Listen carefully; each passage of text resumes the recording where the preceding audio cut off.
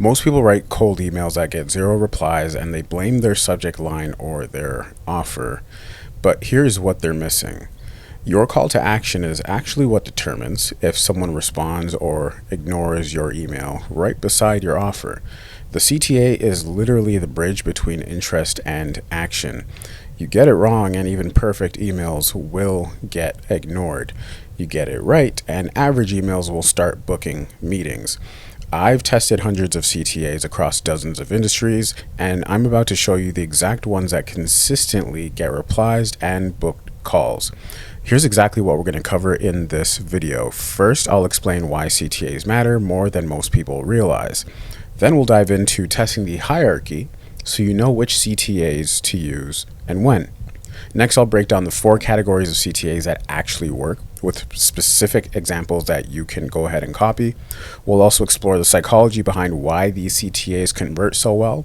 I'll share some advanced strategies that pros use to maximize their response rates. We'll cover the biggest mistakes that kill your email performance. And finally, I'll show you how to test and optimize your CTAs systematically. By the end of this video, you'll have a complete toolkit of CTAs that actually get responses, and you will be a cold email and cold traffic marketing pro. Now, who am I? My name is Pablo Melandu. I currently run a B2B cold traffic marketing agency called Vintascale that sends over 40,000 emails a month for ourselves and our clients, and everything I share in every single one of my videos is from my own personal experience and what is currently working for us. All right, so let me start by explaining why CTAs, call to actions, are so critical to your cold email success. This is really important to understand. CTAs are important because they dictate what happens next. They're the steering wheel of your entire email. The CTA plays a big part in determining what type of response you get. Do you want a quick, yes, I'm interested reply, or do you want someone to immediately book a 30-minute call? Your CTA choice completely changes the outcome. Here's something that most people don't realize. Your CTA has to align with your campaign strategy. So a Loom video campaign needs different CTAs than a lead magnet campaign. A direct pitch campaign needs different CTAs than a soft introduction campaign. Most people use the same generic CTA for every type of email and then wonder why the response rates are terrible. Now, here's something also important about testing these CTAs. Once you have your targeting and your copy dialed in perfectly, CTAs are one of the first things you should A/B test. I'll say that again. CTAs are one of the first things you should A/B test. Here's what you'll discover when you start testing. Interest-based CTAs will largely outperform meeting-based CTAs in just raw reply volume and response rates. Something like Open to Learning More, for example, gets more total responses than worth a 15-minute call. But here's the trade-off. Meeting-based or more direct CTAs will get you more qualified leads, right? So you'll get fewer total replies, but the people who do respond are more serious about moving forward. So then the question becomes, do you want more conversations or do you want more qualified conversations? Your business model and sales process should determine this choice. Okay. Now let's get into the specific CTAs that consistently perform. This is why everybody's here and why you're watching. After testing hundreds of variations, I've broken down the highest performing CTAs into 4 categories. Each category serves a different purpose in your cold outreach strategy. So let's start with the first category, low friction CTAs. These are for starting conversations and building initial interest. Use these when you want maximum reply rates and you're okay with nurturing prospects over time. Open to a quick back and forth, for example. This works because it sounds casual and non-committal. People feel safe saying yes because they're not agreeing to anything big. Another example, curious to hear how this plays out. So this taps into natural human curiosity. It's asking for their opinion rather than their time. Very, very important to note. Worth bouncing around a few ideas. This CTA positions you as a collaborator rather than a salesperson. It feels like brainstorming together rather than being pitched to. Another example, should I send over a quick breakdown? This gives them something valuable without asking for anything in return. This is more of a This is leaning more towards a lead magnet campaign or a Loom video campaign where you're just sending more information or sending something for free. Long story short, it's a soft way to continue the conversation. Next, totally off base or potentially helpful. I like this one. This is my personal favorite low friction CTA. It acknowledges that you might be wrong while giving them an easy way to engage. Another example of that is, am I barking up the right tree here? Is there someone better I should be speaking with? Totally off base or potentially helpful. It reduces their risk of looking foolish for responding. Now, let's move to the second category. So these are now mid-friction CTAs. These are for driving actual meetings when you've built some initial interest. Use these when you want to move quickly from email to phone conversation, or when you have a ton of social proof and you're easy to find when they look you up, or maybe you just don't care and you only want the most qualified people reaching back anyway. Up for a 10-minute chat next week. These specific short time frame, makes it feel less intimidating. Next week gives them breathing room instead of feeling rushed. Another one, want to see how this looks for company names. So want to see how this looks for Walmart. That personalization makes it feel custom and relevant to them specifically. I would only use this for founders or people who are directly tied to people whose day-to-day is directly tied to the company's success. So not like a low-level manager or something like that. I would use it for a founder and usually in a small company.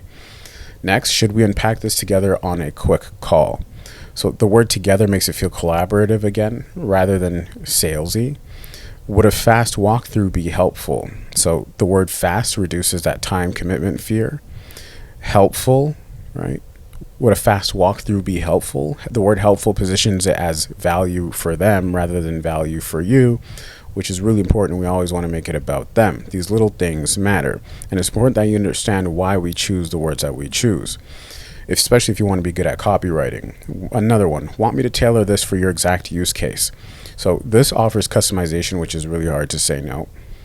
Everyone wants something built specifically for their situation. So that was mid-friction CTAs. Now let's talk about the third category, which is social proof CTAs. So these build trust by referencing other clients or success stories. Use these when you need to overcome skepticism or establish credibility. I would use this more so in a PS line, but they still work well as CTAs. So let's start with the first example. Can I show you how client name got results with this? So can I show you how my other client, let's say Best Buy, can I show you how Best Buy got results with this? Specific client names, especially if they're in the same industry as whoever you're reaching out to, especially if they're known, create instant credibility. People want to see real examples of success. You can never have enough social proof. Another example, curious how others in your space are using this. This taps into competitive intelligence. Nobody wants to be left behind by their competitors. Another example, want to see what worked for company type teams like yours, right? So want to see what worked for fintech teams like yours. This similarity creates immediate relevance, and they can picture themselves getting similar results. So that was social proof CTAs, but now the fourth category, video CTAs. These are more Loom campaigns. These are still underrated and often outperform text-based responses. Use these when you want to stand out and build stronger personal connection and put a face to a name. Want me to shoot over a 60-second video explaining ... These specific short duration makes it feel manageable. Video feels more personal than text. I have gone over my personal thoughts and opinions on Loom campaigns. I've gotten great results with them. Full disclosure, I'm focused more on direct response and direct pitch campaigns, but I would still use Loom campaigns when I want to test, engage, reply rates, and I'm trying different ways to crack a totally new industry. That's when I would use Loom campaigns. So another CTA, mind if I share, I can't speak today, mind if I send you a screen share walkthrough, right? So screen sharing implies you'll show them something specific and valuable and you're transparent. Another example is, I made a quick Loom for a similar company, want to see it? I would enhance this even more and say, I made a quick Loom for you, want to see it? So this suggests you already did the work. They just need to watch rather than committing to creating something new. And the thing about Loom campaigns, especially on lead magnet campaigns, is just because you get a high reply rate, full disclosure, doesn't mean they're actually interested in meeting with you. So it's another layer of conversion that you have to do, which I don't always like. Now, let me explain why these CTAs, all these CTAs we discussed, actually work from a psychological perspective. So the best CTAs work because they understand human psychology and play into it. Here are the mental triggers that make CTAs irresistible.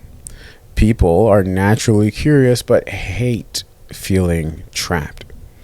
Curious to see how this works? That CTA beats ready to get started every single time. Curiosity feels safe while commitment feels risky because you're a stranger and you're a scammer until proven otherwise. So position yourself as a partner rather than a vendor. Should we explore this together? Beats, can I show you our solution? Collaboration feels equal, right? While sales feels one-sided. Specific CTAs outperform generic ones consistently. That's worth noting. So, what do I mean? Worth a 10-minute call beats want to chat every time. Specificity reduces, uncertainty. Specificity reduces uncertainty and makes the ask feel manageable. So focus on what they get rather than what you want. Should I send you a case study? That CTA beats can we schedule a demo every single time. Value-focused CTAs feel like you're giving rather than taking. All right, now let's get into some advanced techniques. Here are some pro-level techniques that can dramatically improve your response rates. Instead of asking what they want, instead of asking if they want something, assume they do and ask about logistics. So should I send this video over today or would Monday work better? That's a pretty interesting CTA that most people don't see. This presupposes they want it and just asks about timing. It gives them two options that both lead to your desired outcome. Would you prefer a quick call or should I send over the breakdown first, right? So both options move the conversation forward. Acknowledge potential concerns, write in your CTA. This is another pro tip. Acknowledge potential concerns in your CTA. So even if this isn't a fit right now, would the case study be helpful for future reference? So this reduces pressure and gives them an easy way to engage. Also, create gentle urgency without being pushy. I'm putting together recommendations for a few companies this week. Should I include company name? So this implies scarcity without hard deadlines. Now, we've talked a lot about what to do. Let's talk about what not to do. Avoid these common mistakes that destroy your email performance. First off, never give people more than two options in your CTA, which is distinct from what we just talked about in terms of covering risk. Here's what I mean. Never give people more than two options in your CTA. Here's what I mean. Would you like to see a demo, get a case study, or schedule a call? That is like, it's giving them three different roads to go down. Right? It's giving them three different roads to go down. Rather than what we just talked about, which is a more immediate road or a bit more delayed, but it's the same road, right? So pick one primary action and stick with it. Don't ask for too much too soon. Going from cold email directly to a 30-minute strategy session, it's too big of a jump. Start small and build trust gradually. Now, another thing is weak words kill your response rates. What do I mean by weak words? Well, things like this, maybe, right? Maybe we could potentially chat if you have time. It sounds uncertain. Just go in for the kill. Be confident in your ask while staying respectful. All right.